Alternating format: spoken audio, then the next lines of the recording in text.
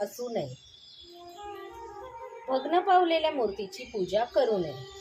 गुरुजींकडून शास्त्रोक्त पद्धतीने विसर्जन करून ती मूर्ती जलाशयात सोडावी. स्नानानंतर सोवळे घालून किंवा स्वच्छ कपडे घालून देवासमोर पाटावर बसून पूजेला प्रारंभ करावा. स्वतःला मधल्या बोटाने व देवाला करंगळीच्या जवळच्या बोटाने गंध लावावे.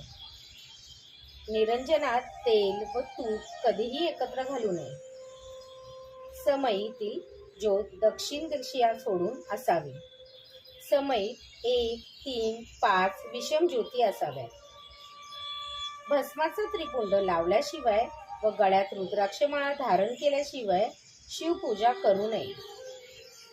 देवासमोर श्रीफळ ठेवताना शेंडी देवाकडे असावी.